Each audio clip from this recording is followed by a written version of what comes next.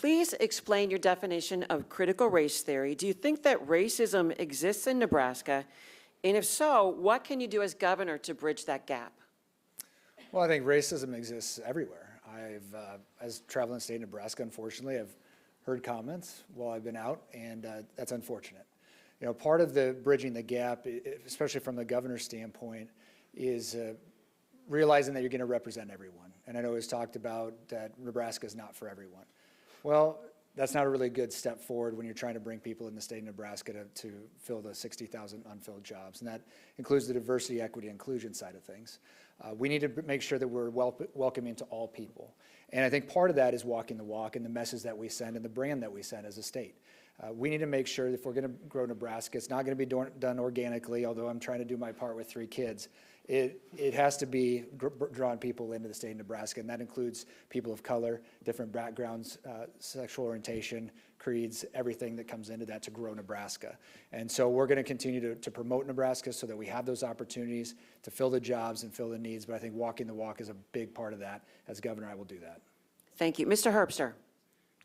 Well, let me say first of all that I've said before, America's in trouble.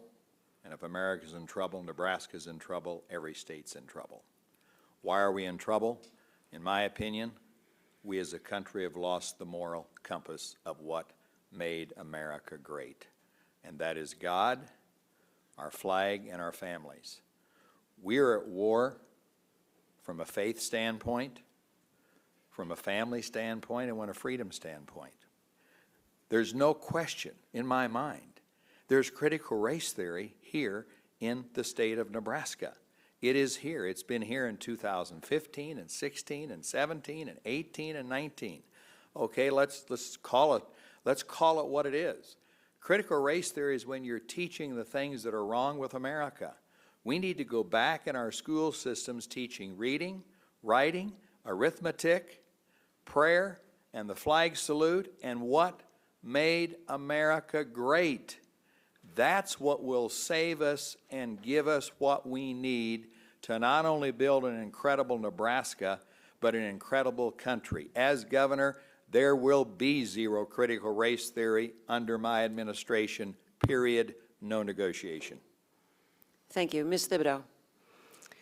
Critical race theory was first introduced to our schools as a way to teach critical thinking skills, but unfortunately it has done just the opposite, and it has taught division amongst our students.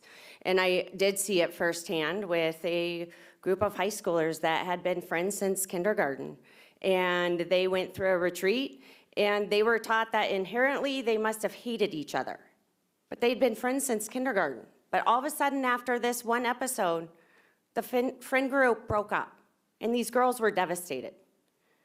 That has no place in our schools. Critical thinking skills has a place in our schools. And we've gotten away from teaching our children how to think critically.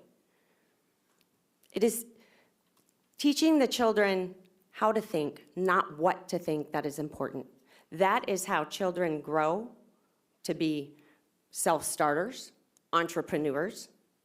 It's how they are motivated in life.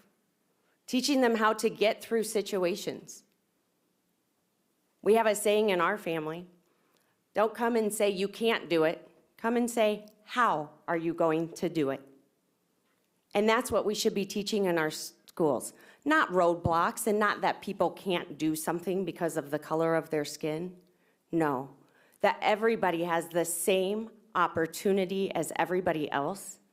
And diversity is made up by all of your unique and diverse experiences that you've had throughout life.